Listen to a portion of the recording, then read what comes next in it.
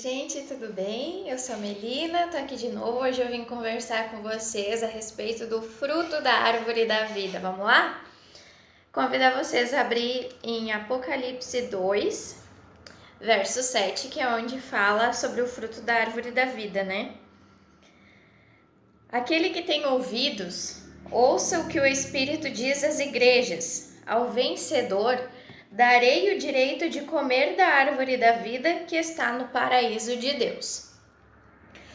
Por que no final Deus vai nos permitir comer do fruto da árvore da vida? E por que agora a gente não tem livre acesso ao fruto da árvore da vida, né? Lá no livro de Gênesis, aí eu convido vocês também para abrir, eu já deixei marcadinho aqui para a gente ir mais rápido. Em Gênesis 3, quando fala da queda do homem, ali, versículo 22 em diante, diz assim, a minha versão, a Bíblia que eu uso é a NVI, mas vocês podem usar a palavra que vocês tiverem aí, tá? Então disse o Senhor Deus, agora o homem se tornou como um de nós, conhecendo o bem e o mal. Não se deve, pois, permitir que ele tome também do fruto da árvore da vida e o coma e viva para sempre. Por isso o Senhor Deus o mandou embora do jardim do Éden para cultivar o solo do qual fora tirado. Depois de expulsar o homem, colocou a leste do jardim do Éden querubins e uma espada flamejante, que se movia guardando o caminho para a árvore da vida. Então, o homem, né, ele foi expulso do jardim do Éden para que ele não tivesse mais acesso ao fruto da árvore da vida, né? E por que só lá no final é que Deus vai nos conceder de novo comer do fruto da árvore da vida?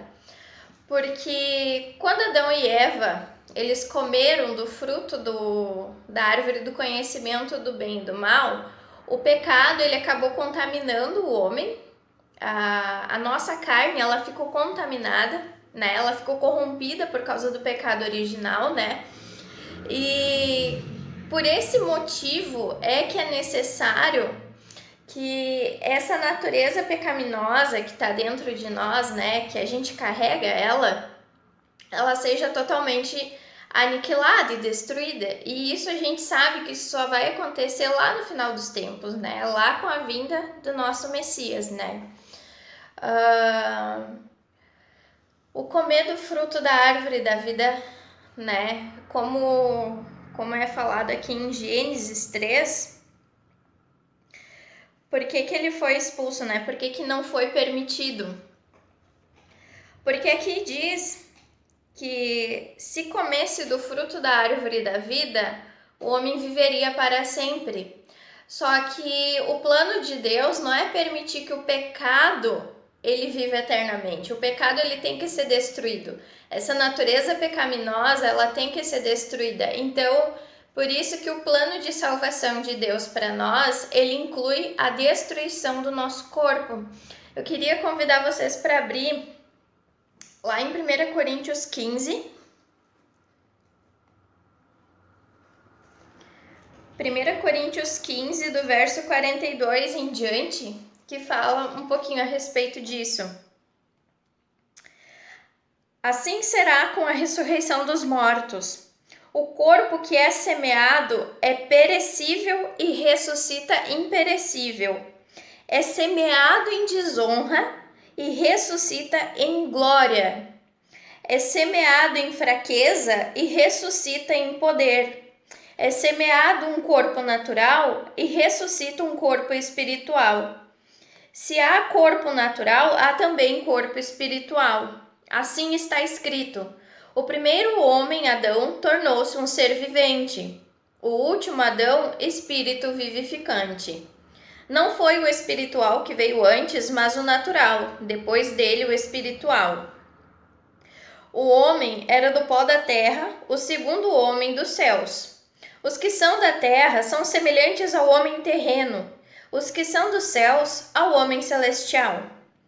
Assim como tivemos a imagem do homem terreno, teremos também a imagem do homem celestial. Irmãos, eu declaro a vocês que carne e sangue não podem herdar o reino de Deus, nem o que é perecível herdar o imperecível. Eis que eu digo um mistério: nem todos dormiremos, mas todos seremos transformados.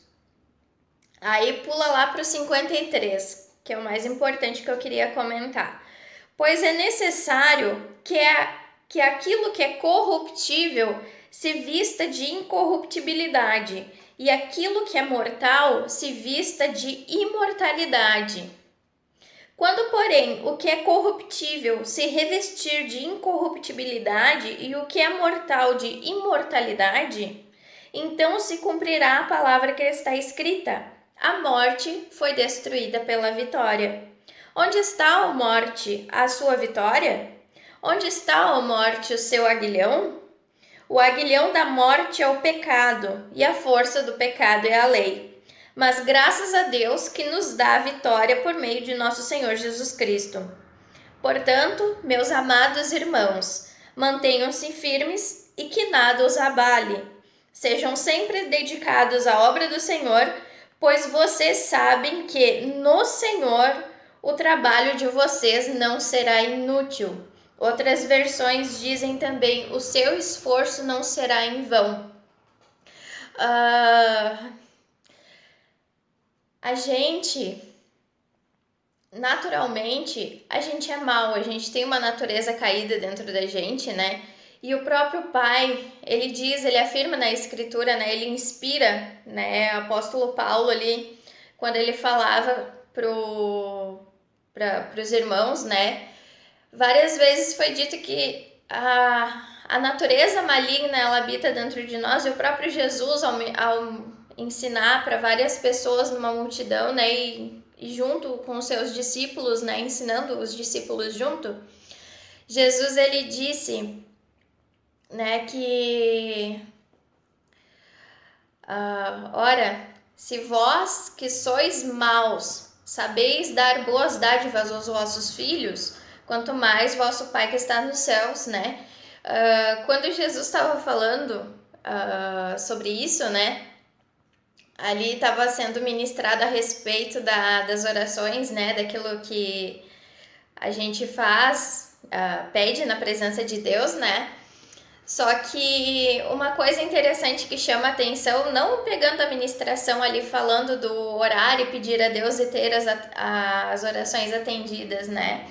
Mas puxando para esse detalhezinho dessa fala de Jesus que diz, né? Se vós que sois maus, para quem é que Jesus estava falando ali, ministrando naquele momento? Não era para ímpios, não era para incrédulos, não era para gentios, eram para pessoas que estavam reunidas ao redor de Jesus, para ter os ensinamentos dele, né? Para ter as revelações ali que Jesus tinha para compartilhar com as pessoas, eram para crentes. Até os discípulos ouviram isso da parte de Jesus.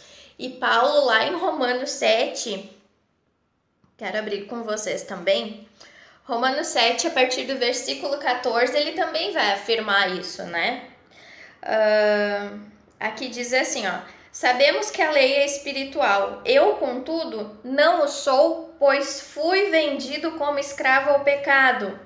Não entendo o que faço, pois não faço o que desejo, mas o que odeio. E se faço o que não desejo, admito que a lei é boa. Nesse caso, não sou mais eu quem o faz, mas o pecado que habita em mim. Sei que nada de bom habita em mim, isto é, na minha carne, porque tenho desejo de fazer o que é bom, mas não consigo realizá-lo. Pois o que faço não é o bem que desejo, mas o mal que não quero fazer, esse eu continuo fazendo.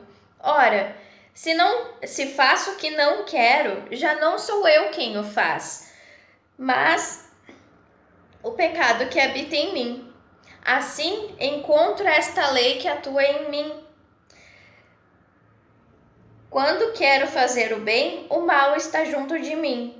No íntimo do meu ser, tenho prazer na lei de Deus, mas vejo outra lei atuando nos membros do meu corpo, guerreando contra a lei da minha mente, tornando-me prisioneiro da lei do pecado que atua em meus membros. Miserável homem que sou, quem me libertará do corpo sujeito a esta morte? Graças a Deus por Jesus Cristo, nosso Senhor, de modo que com a mente eu próprio sou escravo da lei de Deus, mas com a carne da lei do pecado. Então, através dessas palavras a gente consegue perceber o porquê que é necessário que no final dos tempos essa carne, esse corpo mortal que a gente tem aqui, ele vai voltar para o pó. Ele precisa ser destruído, porque não tem como o pecado, uma carne corrompida, herdar a vida eterna. E isso quer dizer também que a gente vai ser imperfeito. A gente é falho, a gente é imperfeito e a gente vai pecar, a gente vai errar até o final. Mas isso não quer dizer que a gente tem que ser leviano com o pecado. Eu não estou querendo dizer isso, porque a própria palavra de Deus diz que se a gente confessar os nossos pecados, Deus é fiel e justo para nos perdoar e nos purificar de toda injustiça. Então a gente sente essa batalha do espírito guerreando contra a carne, contra os nossos desejos, as nossas vontades que vão contra aquilo que a gente sabe que Deus determinou para nós. Então, ao mesmo tempo, a gente tem que reconhecer isso dentro da gente e lançar diante de Deus. Deus, ele sabe tudo que está aqui dentro, mas a gente tem que ter a humildade de reconhecer, de confessar os nossos pecados para Deus, porque como diz na palavra também, o que encobre as suas transgressões jamais prosperará, mas os que a confessa e deixa alcançará misericórdia. E a própria palavra também diz, né, que as misericórdias de Deus são a causa de nós não sermos consumidos. E Deus, ele tem um propósito para nós. E diariamente a gente vai falhar, a gente vai errar, seja em pensamento, seja em ações, né? Então, por isso que a gente tem que estar sempre levando os nossos pensamentos a Deus, colocando os nossos sentimentos na presença de Deus e clamando a Ele por misericórdia, por domínio próprio, por mansidão, por humildade, né? Por todos os dons do Espírito ali, para que a gente não venha dar tanta vazão assim para o pecado. Lembrando, não é para ser leviano com o pecado, é para a gente se esforçar o máximo possível, a gente buscar forças em Deus. E eu peço em nome de Jesus para que todos consigam colocar isso diante de Deus, que a gente consiga buscar forças em Deus, que é o único que pode fazer essa obra por nós e nos sustentar por misericórdia até o final. O nosso corpo, ele é corpo, alma e espírito. O corpo, ele vai tornar o pó. O espírito, ele volta para Deus, porque ele foi emprestado para nós. Ele não nos pertence. E a nossa alma, ela vai ou para o lago de fogo, ou a gente vai herdar a vida eterna. Então, por isso que a gente tem que estar constantemente escolhendo pela vida. A palavra diz: eis que hoje coloco diante de ti a bênção e a maldição. Escolhe, pois, a vida, né? Para que a gente viva, para que a gente alcance a vida eterna, para que a gente possa desfrutar do fruto da árvore da vida novamente. Amém? Deus abençoe, encoraje, fortaleça todo mundo e até a próxima!